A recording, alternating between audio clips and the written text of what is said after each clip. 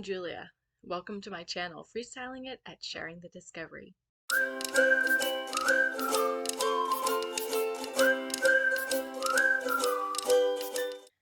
I'm mom to 3 young children, and we embrace learning as a lifestyle.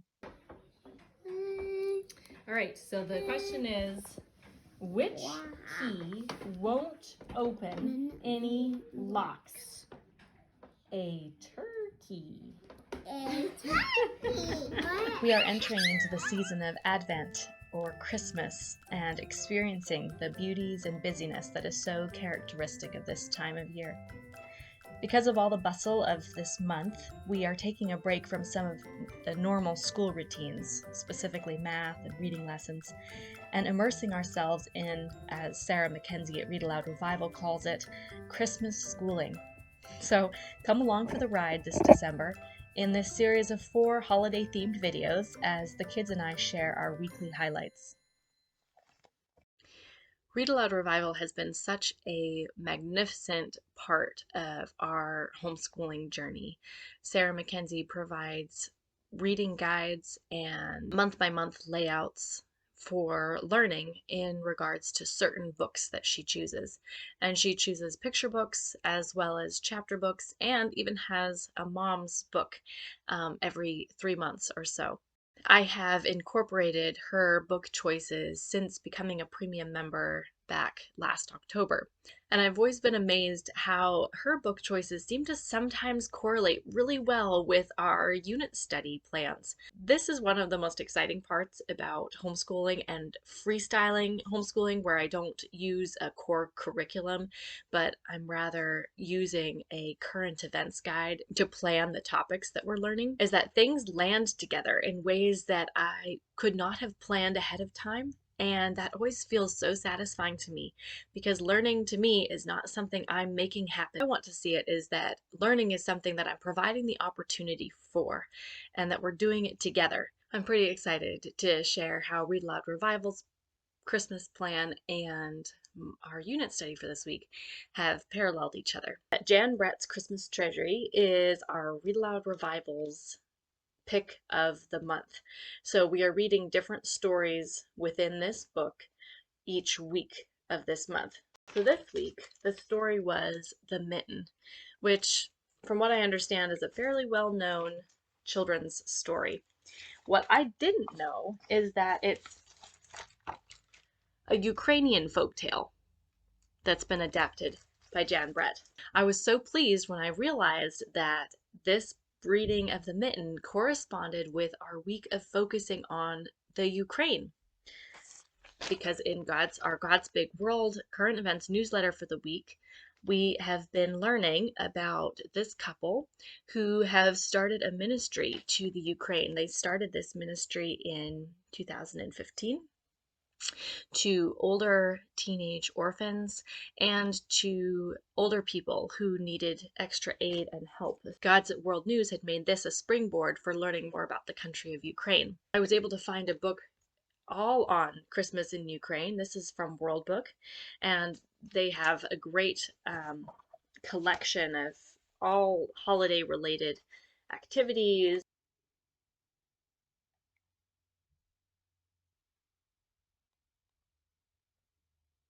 as well as some recipes in the back, which I will share more on a little later in the video. An element that Sarah Mackenzie has planned into her reading guide for this month, her holiday school, is the making of a craft or a Christmas tree ornament each week. And while I haven't used her ideas for this week, I have used it as a springboard to pursue a Ukrainian way of decorating for Christmas. We read this, The Spider's Gift, a Ukrainian Christmas story, and it documents how a poor family didn't think they were going to have Christmas, but they decided to at least get a tree and to make gifts for one another rather than purchasing them. And so they did that. They brought a tree into the house, and they were horrified to discover that the tree was crawling with these little baby spiders who had hatched because they had been brought into the warm house. And there was talk about whether or not they should throw the tree outside, but they decided no, the Christmas tree is central to their holiday celebration this year, and they figured that the baby spiders would die in that case. So they woke up the next morning and spiders had spun silk threads all over the Christmas tree, which made quite a display. But later on that evening, they returned home from their church service and they found that all of the spider web, all the spider silk had turned into solid silver. So the spiders had given them a reward for not throwing them out in the snow.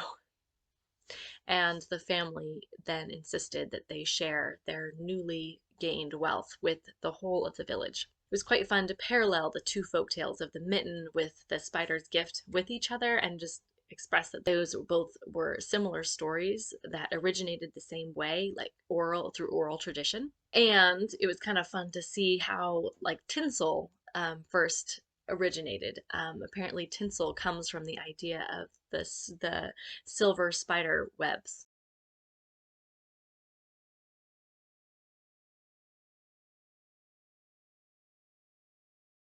We don't have a tree, but I did gather some pine boughs from one of our evergreen bushes, and I kind of made our own Christmas bushy display. And to add to that display this week, we pulled apart pieces of yarn, and that became like our spider's web slash tinsel kind of display.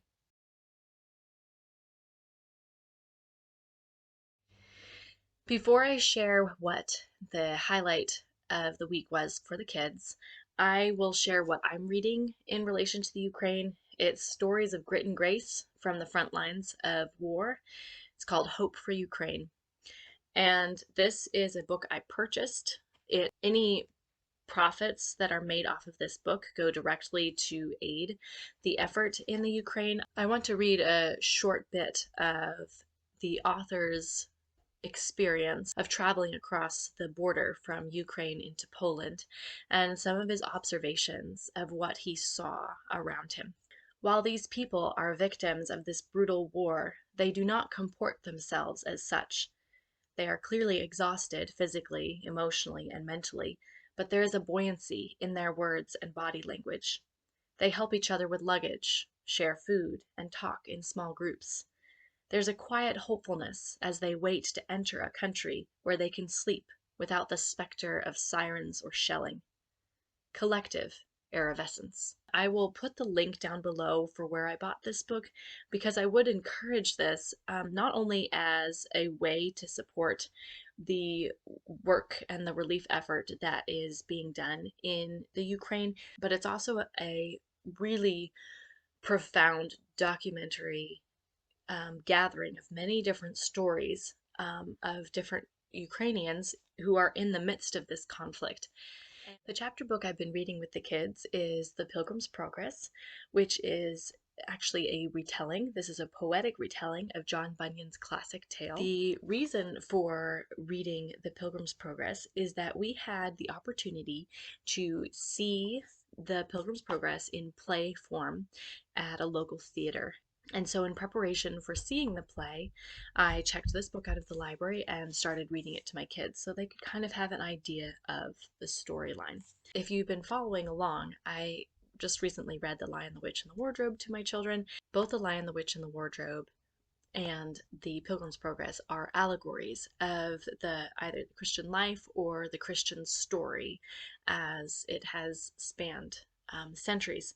And so it was pretty fascinating to be able to read those kind of back to back.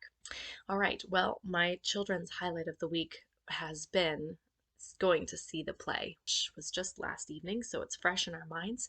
And here are some things that they were interested in sharing. Then a girl appeared that that she called Help. Oh, you liked the character of Help. Was that your favorite character? No, it was my funny character. It was your funny character. And then the sword come in. The sword, they had a sword fight, didn't they? Yeah. And I remember you were sitting with me during the sword fight and you jumped a little bit sometimes. Yeah. They would hit the swords together. Did you like that part where they had that fight with Apollyon? And who won that fight? Him. Who's him? Jesus. Yeah, that's right. Pilgrim. I just liked how, the character of Satan was dressed. Okay. Like the costume was programmed. Yes. There was red eyes. Right. There's actually somebody in there. Right. And it was like a massive head thing with horns, big horns. Yeah. And spiky shoulder pads and everything. Yeah. He looked like a scary creature. No, you did not. Oh, you weren't scared? The theater did a wonderful job of portraying the character of Apollyon well. His costume and the way they portrayed him on the stage with the lights and such was just the right amount of sinister without being too scary for the children. And certainly the fight scene between Pilgrim and Apollyon was memorable as well. The performance that we went to of Celestial City was actually the dress rehearsal before the real performance. And we were able to go and see that because we brought in a plate of cookies. That was kind of like our exchange, our ticket, if you will, to be able to see the performance.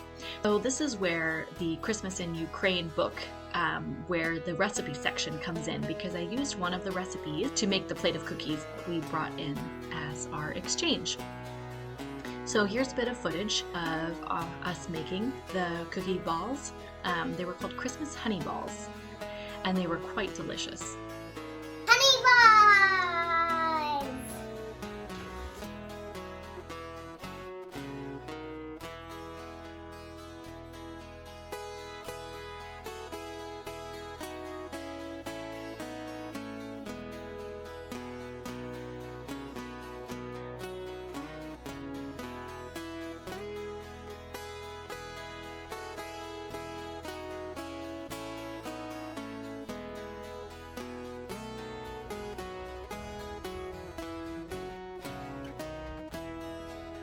And as I've mentioned in previous videos, I try to incorporate the country's cuisine into my meal plan for the week.